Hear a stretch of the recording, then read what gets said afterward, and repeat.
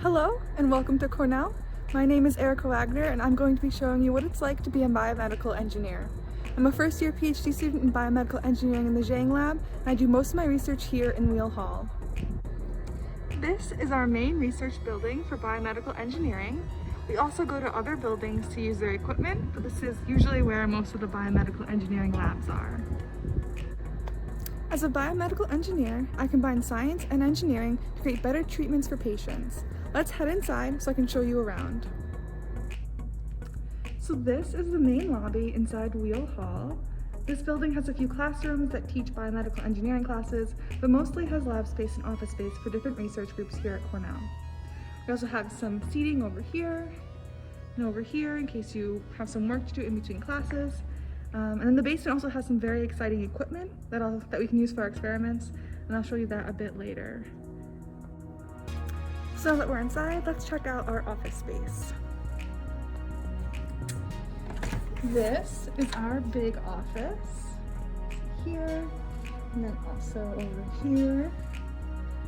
Yeah, and so as you can see, we have many different seats, a fridge, a microwave, a coffee maker, all of which are essential to keeping us happy. Over here is my desk. I'm still in the process of decorating it and making it feel comfy. Some of my favorite parts about this space are actually the windows, which get a lot of really nice light, especially during the warmer months. So now let's go see our other office. So this is our smaller office. We like to call this the cozy office since everyone ends up sitting so close together. Welcome to the inside of the Jiang lab. Here we focus on 4 major areas: biomaterials, stem cells, immunotherapy, and drug delivery. Biomaterials are materials made by researchers like me to be used within the human body. These include materials like hip implants, but can also be used to make artificial organs. Every living thing is made up of cells. Human beings are made up of about 37 trillion cells. These cells all come in different types, such as skin cells and lung cells. Stem cells are cells that can be used to make other types of cells, like skin, heart, or lung cells. Here, we use biomaterials and stem cells together to make cells that can someday be used as therapies for diabetes. Immunotherapy is the treatment of disease through the manipulation of the immune system. Here, we use biomaterials to protect the drugs we use to stimulate immune cells. Drug delivery is a process by which we can safely deliver drugs to a certain part of the body. Here, we use biomaterials to protect the delivery systems for safe and effective delivery. The best part about being in the Jiang lab for me is that we are all able to work together and collaborate to make our research projects successful. So let's hear more about biomaterials from others in the lab. Hi, my name is Patrick and I am a research scientist here. I work with proteins, and proteins are a type of biomaterial that are derived from natural molecules in the body.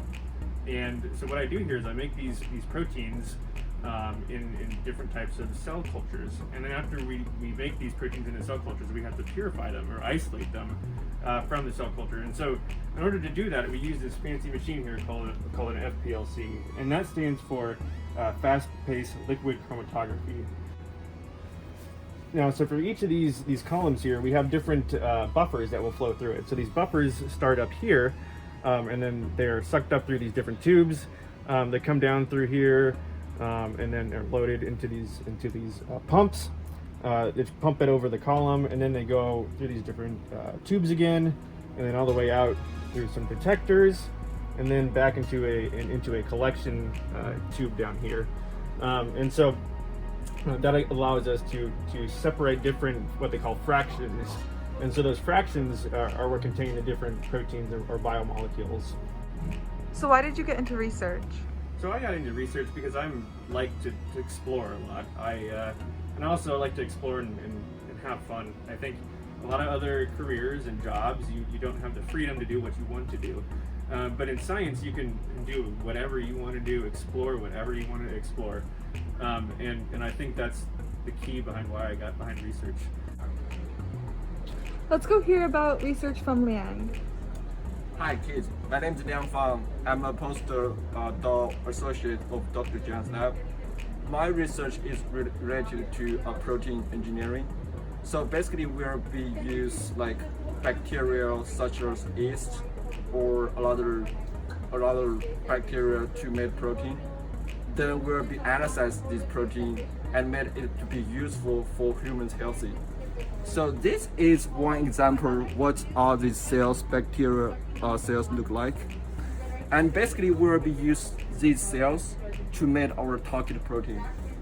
So after we making protein, we're going to use all this equipment to do analysis.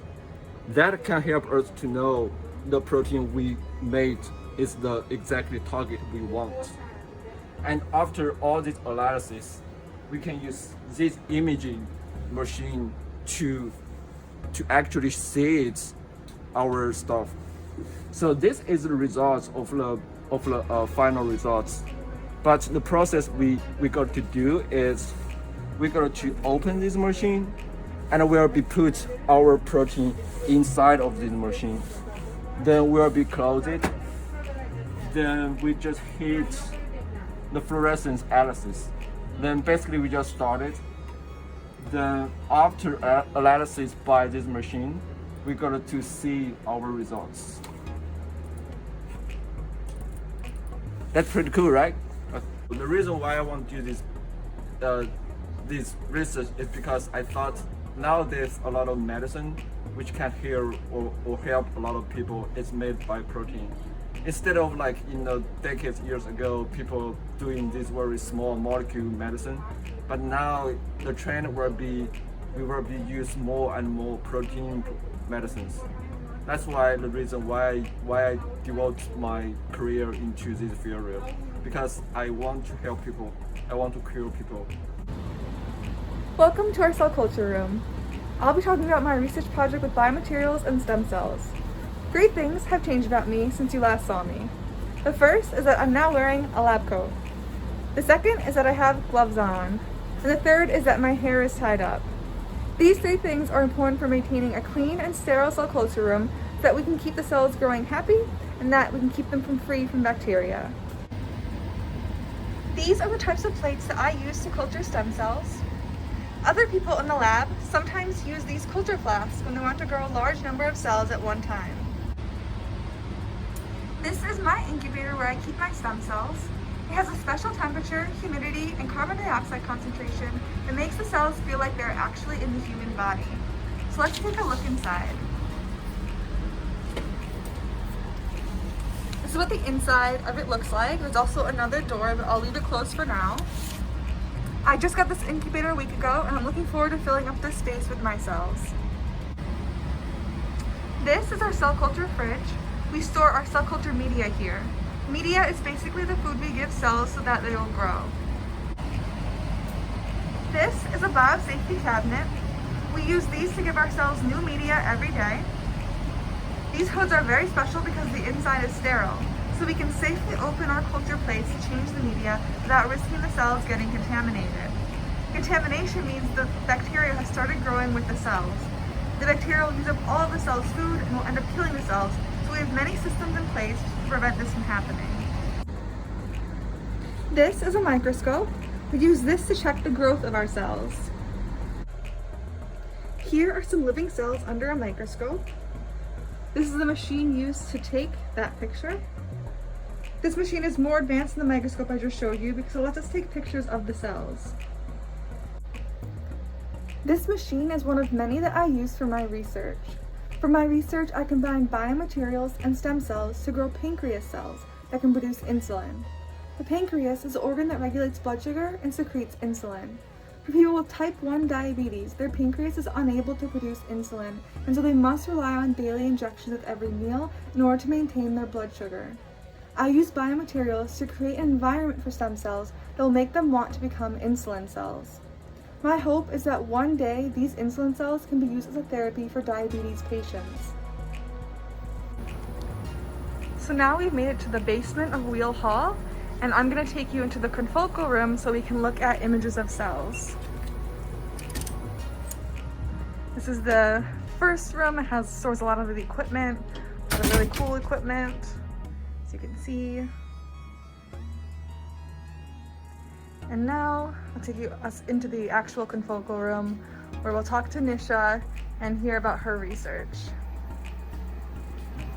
Hi, I'm Dr. Nisha Kannan, and I'm a scientist here at Cornell.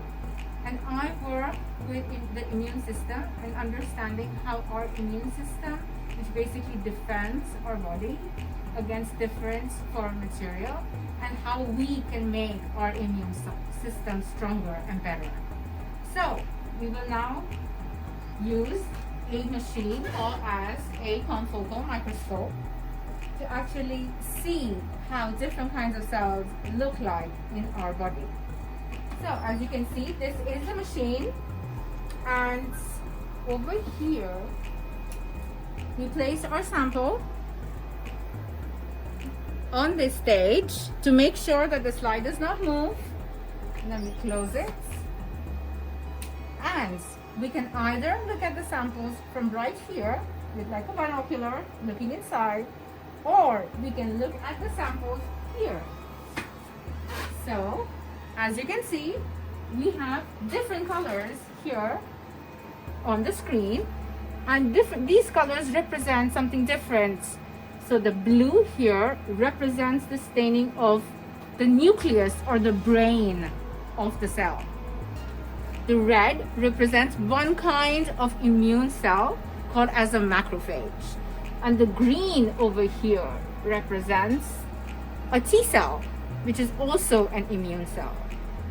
These cells are now talking to each other and helping each other such that they can eliminate foreign particles. So why did you get into research? So I got into research because I am a very curious person. As a child, I used to ask a lot of questions. So I decided to become a scientist and find answers. So the moral of the story is, don't stop asking questions, because you never know. So now we're back at the main lab and we're going to talk to the drug delivery section. And here's Jiang. Hello, I'm Jiang. I'm a third-year grad student in Jiang lab. So right now I'm working on the drug delivery part. Ever since I was a child, I wanted to be a scientist, and my dream is to make a drug that is you can take as a pill and you don't need to get shots. So right now I'm going to introduce you my project. I'm doing drug delivery system. So basically, so if you take your drug, your immune system will attack it as a foreigner. So your drug will not be functional. So in order to be functional, you have to have something to protect it from being recognized by your immune system. So this machine is a microfluidic channel in which we make up nanoparticles to protect our drug. So first, let me show you how to use this machine. So this is a microfluidic chips. So you can see it's a very tiny little channels. So you mix two components here. One is your drug, and then another one is the thing you want to protect your drug. And you mix it in this little channel, and then you can get from this hole you can get the final product. So this product you can use it to treat cancer or like the COVID vaccine right now we are having. So let me show you the procedure. So first we place the chip over here to the machine, and then I'm going to take some use this syringe to take some drug solution.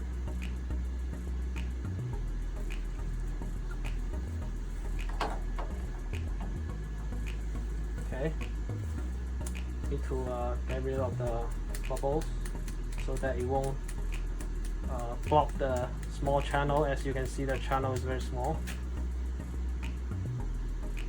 And then I place the syringe into one of the holes.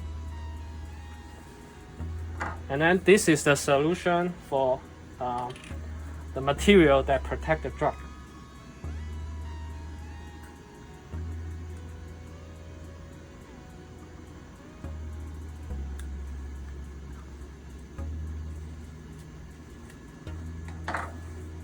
also need to get rid of the bubbles. Oops.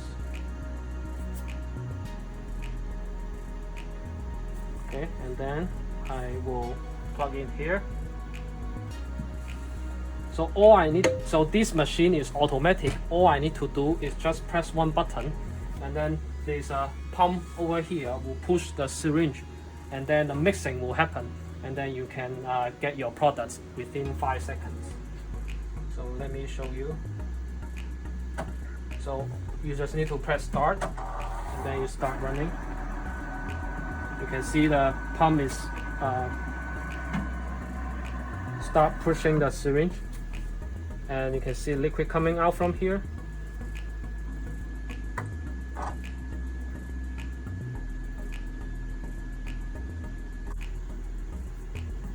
Okay, now it's done, and then we take our products from the machine, and you can see this white milk-like solution. This is our final product, and I'm going to test the efficacy of this drug.